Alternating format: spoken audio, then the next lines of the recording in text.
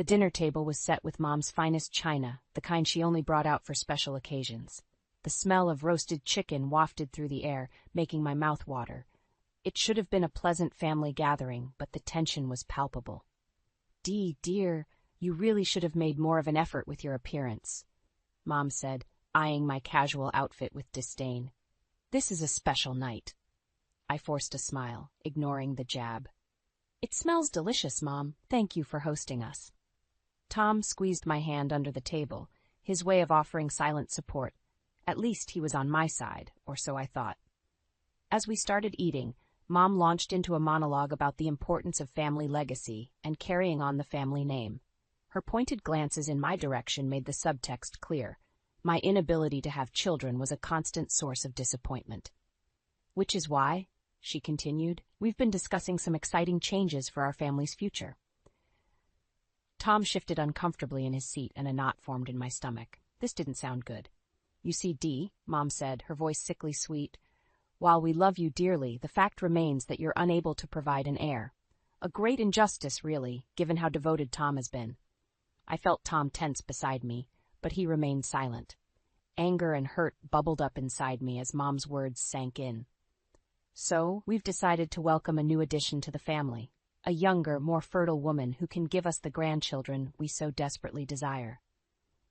The room spun as I processed her words. A new wife for Tom?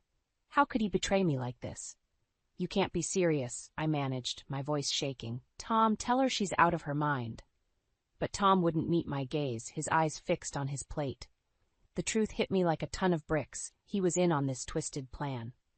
"Don't look so shocked, dear," Mom said, her smile never wavering. "This was always the arrangement. You knew your role was temporary." Memories of our early days together flooded my mind, the promises of forever, the dreams we'd shared. All lies, it seemed. "How could you do this to me?" I asked Tom, fighting back tears. "After everything we've been through." He finally looked up, his expression a mixture of guilt and resignation. "I'm sorry, Dee, but my mother is right. We need an heir. It's for the good of the family." The betrayal cut deep, a knife twisting in my gut. In that moment, I saw my husband and mother-in-law for who they truly were, manipulative, selfish people who viewed me as disposable. As the shock gave way to anger, I made a decision. I would not go quietly. If they wanted a war, I would give them one they'd never forget. Pushing back from the table, I met Mom's cold stare with newfound resolve. "You haven't seen the last of me," I said, my voice steady despite the turmoil raging inside. "This isn't over, not by a long shot." With that, I turned and walked out, leaving my shattered dreams behind. But a new fire burned within me, a determination to fight for what was rightfully mine. They wanted an heir? Well, they were about to get more than they bargained for. A few days after the disastrous dinner, Mom called to invite me over for a casual gathering with some of the community women. I knew it was a trap, but I also saw an opportunity to start fighting back. As I walked into her immaculate living room, I was immediately surrounded by a group of well-dressed, gossiping ladies. Mom beamed at the center of it all, like a spider overseeing her web. "Ladies, you all know my dear daughter-in-law, Dee," she announced, gesturing for me to join her. "Come, let me properly introduce you." One by one, she paraded me in front of the women, each introduction laced with subtle digs about my age, my childlessness, my perceived inadequacies as a wife. The words stung, but I kept my composure, forcing a polite smile. "This is Marjorie, president of the gardening club. Isn't it a shame Dee has never shown an interest in cultivating life?" Mom said, with a pointed look.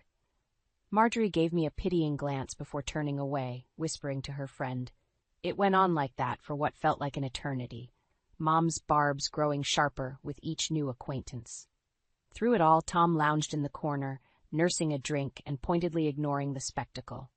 As the gathering wore on, I noticed a few of the women stealing sympathetic glances my way. Perhaps I had more allies than I realized. During a lull, I found myself beside Judith, an older woman known for her sharp wit and even sharper tongue. "Don't pay her any mind, dear," she murmured, patting my arm. "We all know Lorraine's just bitter because her own daughter abandoned her years ago."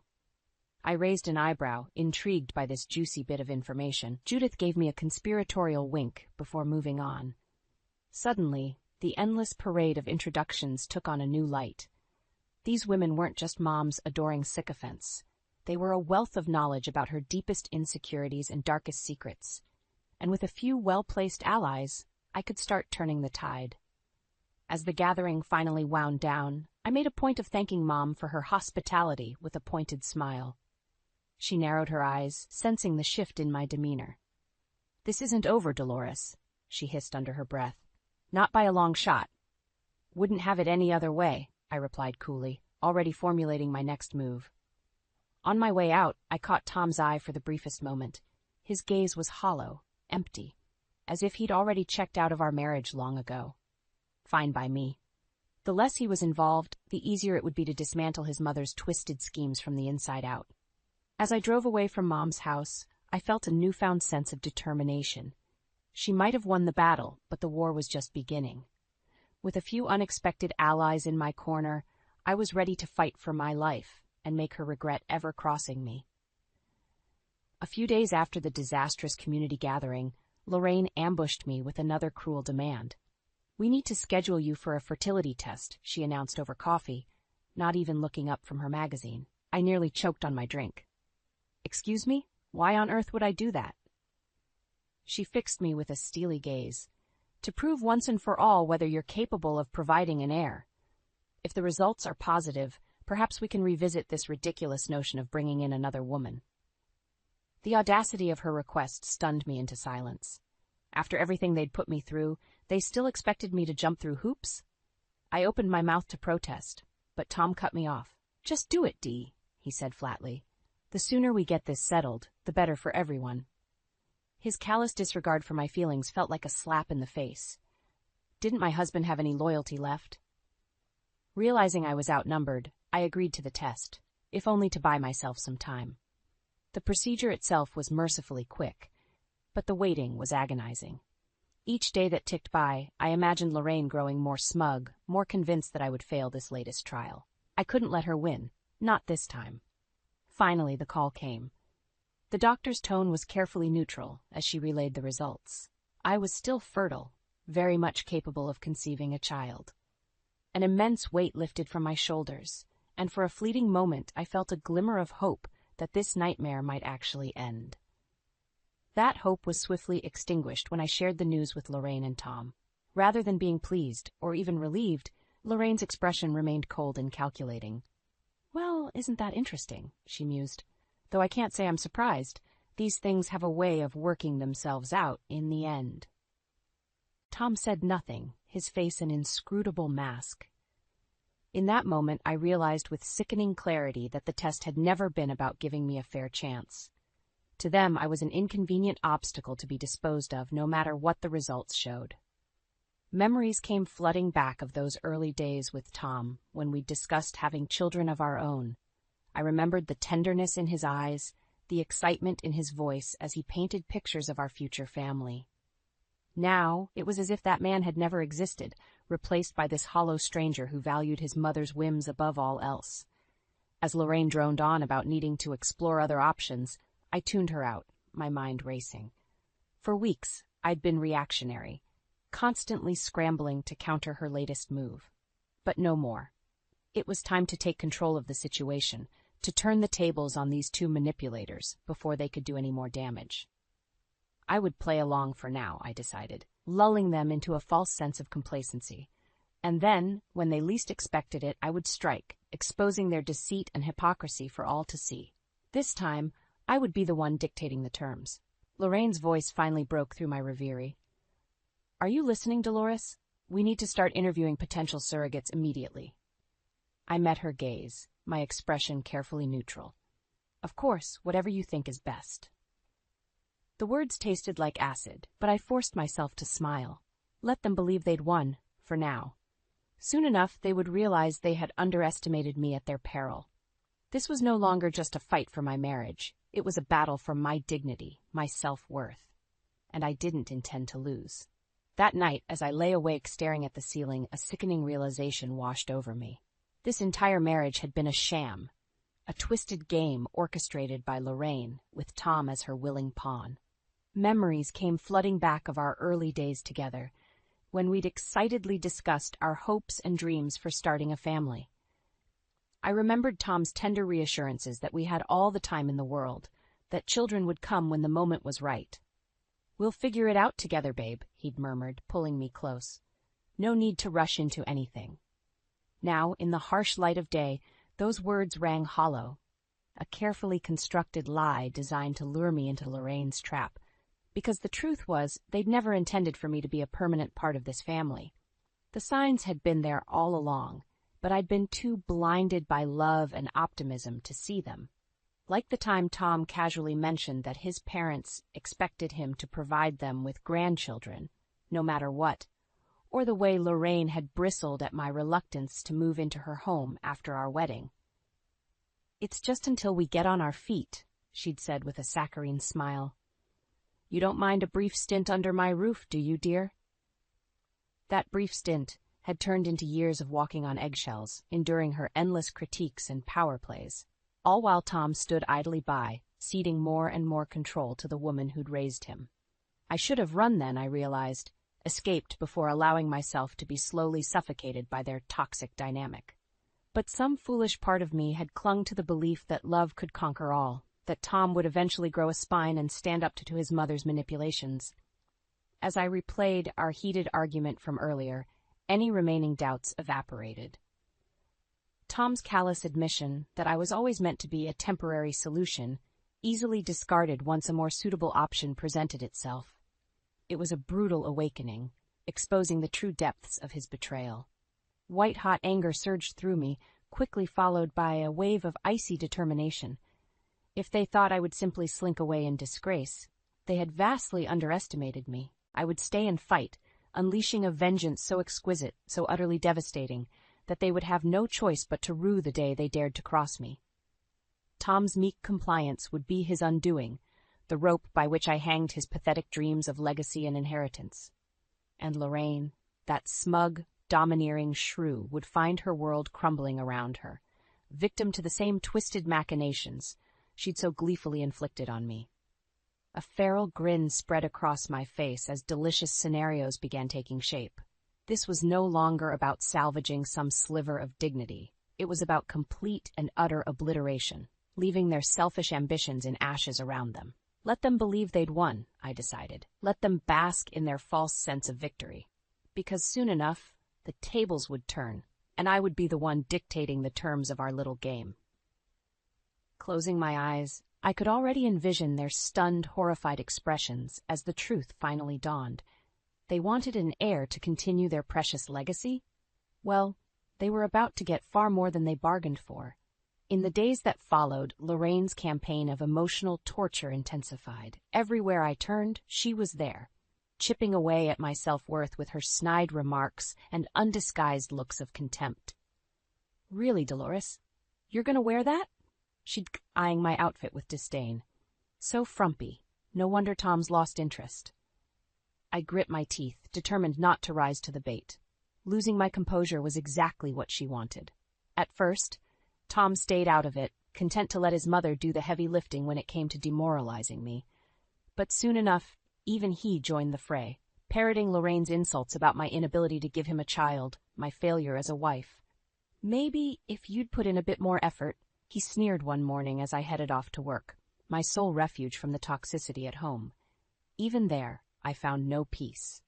Lorraine's constant demands that I contribute more financially to secure the family's future left me drained at the end of each day.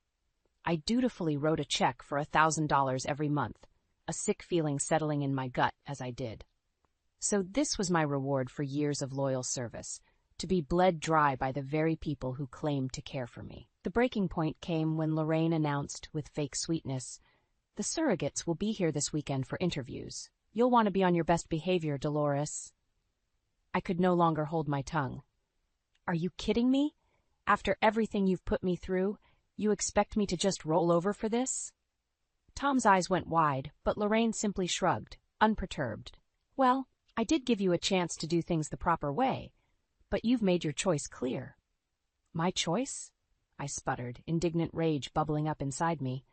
"When did I ever choose any of this? You two cowards dragged me into this nightmare against my will." In that moment, Tom should have spoken up, should have defended me as his wife. Instead, he shrank back, cowed by his mother's withering glare. "That's enough out of you," Lorraine said coolly.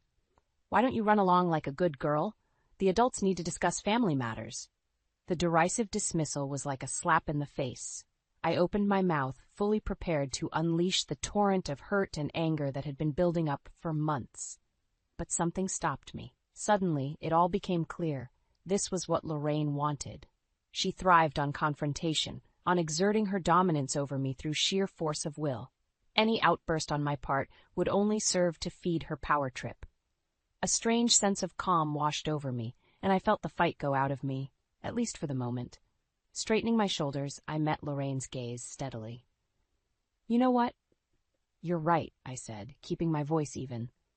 "I'm just going to step aside and let you two continue making decisions for this family. Seems to be working out so well for you both."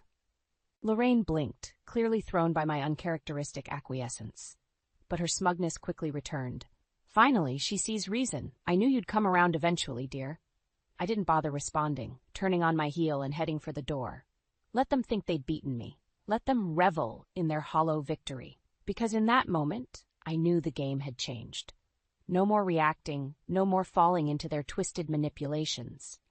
From now on, I would be the one dictating the terms, and by the time I was done, they wouldn't know what hit them.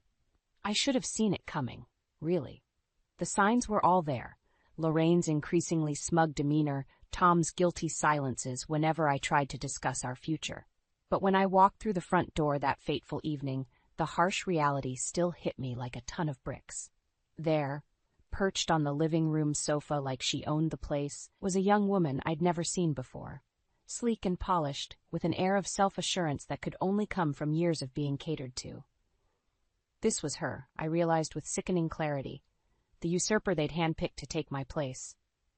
"Ah, Dolores, there you are," Lorraine said, rising to greet me with a saccharine smile.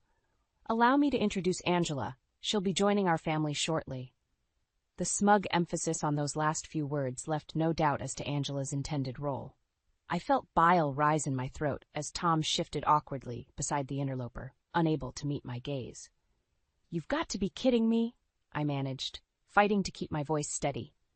"Tom, please tell me this is some kind of sick joke." For a fleeting moment, I saw a flicker of something in his eyes. Shame, maybe, or the last vestiges of the man I'd fallen in love with. But then Lorraine stepped between us, her expression hardening. "Don't be so dramatic, Dolores. You knew this day was coming." She gestured dismissively in my direction. "She's getting on in years, and her condition makes her unsuitable for carrying on the family name. Isn't that right, dear?" Tom said nothing, his silence hanging heavy in the air. Anger and hurt welled up inside me, quickly segueing into a cold, bitter sense of resignation. After everything, he still couldn't find the courage to stand up for me, for our marriage. "You're despicable, both of you," I spat, glaring at Lorraine and the smirking Angela in turn. "Using people's lives like this, discarding them when they no longer serve your purposes. I don't know what's worse, your cruelty or your cowardice." Lorraine merely shrugged, unperturbed. "Strong words from someone in your precarious position, but I suppose that's to be expected." With a sickening lurch, I realized she was holding something in her hands, a manila envelope, no doubt containing the final insult they had prepared for me. "What's that supposed to mean?" I asked warily, but I already knew the answer. "Well, we can't very well have you lingering about once Angela arrives, now can we?" Lorraine replied, her smile taking on a predatory edge. "These are the divorce papers, which will allow you to exit this family with a modicum of dignity intact, though I shudder to think how you'll get by without us." The room started to spin as she extended the envelope toward me. This was it, the moment I'd been dreading, the point of no return, where I would have to decide whether to go down swinging or slink away in disgrace. Part of me wanted to fight, to rage against the injustice of it all. But another, wearier part knew that there was no point in prolonging this toxic charade any further. Lorraine and Tom had made their decision, callously prioritizing their twisted idea of legacy over anything resembling basic human decency. So with a heavy heart and a lump in my throat, I reached out and took the envelope, already feeling the weight of my shattered dreams pressing down on me. "Don't worry, I'll be just fine without you," I said, mustering what little dignity I had left. In fact, I'd say the world just got a whole lot brighter. Lorraine's mocking laughter followed me out the door, but I didn't care. The papers were signed, the bridge burned, and as I drove away from that wretched house, I made a silent vow to myself. One day soon, they would regret ever underestimating me. For now, though, I needed to lick my wounds and chart a new course, one free from their toxic influence. But mark my words, vengeance would be mine. They wanted to cast me aside like some unwanted burden? Well, they were about to learn just how heavy that burden could become. In the aftermath of my brutal ousting from the family, I found myself adrift, reeling from the depths of Lorraine and Tom's betrayal, yet simultaneously liberated from their toxic grip. With nowhere else to turn, I did the only thing I could. I went home, back to the warm embrace of my parents and the life I'd left behind so many years ago. "That son of a bitch!" My father growled when I recounted the sordid tale, fists clenching with a rare burst of anger. "After everything you sacrificed for that family." Mom simply held me close, her gentle shushing the only balm for the ragged wound in my heart. In their cozy little ranch home, surrounded by decades of cherished memories, I finally felt safe enough to process the devastating turn my life had taken. But even as I grieved my shattered dreams, a newfound sense of determination took root. I was done being a victim, done letting Lorraine and her cronies dictate my worth. It was time to show them and myself what I was truly capable of when freed from their toxic influence. The first step, I decided, was to rebuild my financial security. While Tom and his mother had been content to bleed me dry, I'd been quietly squirreling away funds, investing in a passion project that had become my own little secret. With my parents' support, I threw myself into making that dream a reality. Months passed in a whirlwind of hard work and renewed purpose. Before I knew it, the dilapidated flower shop I'd bought on a whim had been transformed into a thriving business, its rustic charm and premium blooms drawing rave reviews from customers across the city. My own little oasis far removed from the suffocating world of Lorraine's making. Which was why, when the local news crew showed up to do a feel-good segment on the shop's success, I didn't hesitate to seize the opportunity. "Behind every flower there's a story," I said earnestly into the camera, carefully manicured hands caressing a vibrant red rose. A tale of resilience, of blossoming against all odds. That's what this place represents to me. A chance to start anew, to cultivate something truly beautiful out of even the most barren of circumstances. The words rang with authenticity, each one carrying the weight of my own hard-won rebirth. And later, as the segment aired to thousands of viewers across the city, I couldn't help but savor the delicious twist of fate it represented. Because there, I knew Lorraine and Tom would be watching, their own circumstances drastically diminished in the wake of my departure. And as the camera panned over the bustling shop, showcasing my hard-earned success in high definition, they would be forced to confront the harsh truth they'd tried so desperately to deny. I was not the failure they'd sought to discard. I was a woman reborn, thriving precisely because I'd had the courage to shed the shackles they tried to bind me with. And with my newfound power and self-assurance, I had no intention of fading back into meek obscurity. No, this was just the opening salvo, the first taste of the reckoning that was to come. Lorraine and Tom wanted to cast me aside like garbage? Fine. They were about to learn just how hazardous their precious legacy could be when it fell into the wrong hands.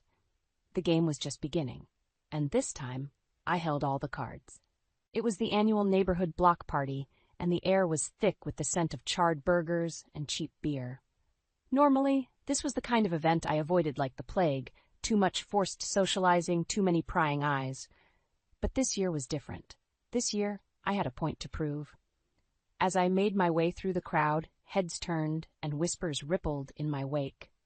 News of my very public split from Tom and his venomous mother had spread like wildfire, no doubt fueled by their own twisted version of events. But I didn't care. Let them talk. Soon enough, they would be singing a very different tune. "Well, well, if it isn't the woman of the hour," a familiar voice rang out, dripping with disdain. I turned to find Lorraine bearing down on me, Tom skulking a few paces behind like a beaten dog. Angela was mercifully absent, though I had no illusions about her eventual appearance. "Lorraine," I replied coolly, refusing to be baited. "Lovely to see you out and about. Keeping busy, I trust?" She sneered at my nonchalant tone. "Don't play coy with me, Dolores. We both know you've been putting on quite the performance lately with your newfound success." The way she spat out that last word spoke volumes. To Lorraine, my independence was a personal affront, a threat to the natural order she'd worked so hard to maintain. Tom shifted uncomfortably beside her, his gaze flitting anywhere but my face. I almost felt sorry for the pathetic bastard. "If you're referring to my blossoming business ventures, I don't see how that's any of your concern," I said evenly. "But since you brought it up, things are going swimmingly. I'd offer you a bouquet, but I have a strict policy against fraternizing with snakes." A few nearby partygoers failed to stifle their laughter, emboldening me. Lorraine's eyes narrowed dangerously. "You think you've won, don't you?" she hissed, her voice low and venomous. "That by prancing around with your little flower shop, putting on airs for the neighborhood, you've somehow bested me?" I shrugged unconcerned. "I don't think anything, Lorraine. I know I've won. Why else would you be standing here, so clearly threatened by my mere existence?" The barb hit its mark, and I could see the fury building behind her cold eyes. Good. Let her rage, let her spiral into the toxic pit of her own making. I was no longer afraid. "You arrogant little—" she began, but a warm hand on my arm stopped her in her tracks. It was Judith, bless her soul, flanked by a small cluster of the community ladies who'd borne witness to my humiliation all those months ago. "Is there a problem here, Dee?" she asked pointedly, her sharp gaze cutting into Lorraine. "Only we couldn't help but overhear this unpleasantness." Lorraine visibly bristled at the subtle rebuke, her mouth working furiously as she struggled to regain her composure. In that moment, it was clear. The tides had turned, and she was swiftly becoming the outcast in her own social circle. "No problem at all, Judith," I replied, squeezing her hand gratefully. "Lorraine was just reminiscing about old times. Weren't you, dear?" The sickly sweet endearment hung in the air like a challenge, and I could see Lorraine's hands curling into fists as she fought for control. This time, though, she remained silent, seemingly aware that any outburst would only further alienate her. "Well, isn't that nice?" Judith said, her tone making it abundantly clear that it was anything but. "Why don't you ladies run along, then? I'm sure Dee has much better things to do with her time." It was a blatant dismissal, and an utterly masterful one at that. As the cluster of women closed ranks around me, Lorraine could only gape impotently, her carefully cultivated facade of genteel superiority crumbling by the second. "This isn't over," she managed finally, her voice trembling with barely contained rage. "You mark my words, Dolores, you haven't seen the last of me." "I certainly hope not," I shot back, feeling emboldened by the support of my newfound allies. "Watching you unravel promises to be immensely satisfying." With that, I turned on my heel, leaving her to stew in her own bitter juices as I rejoined the party. The battle lines had been drawn, and for the first time, I held the higher ground. Lorraine's twisted legacy was already cracking at the seams, and I had no intention of letting up until it lay in ruins at my feet.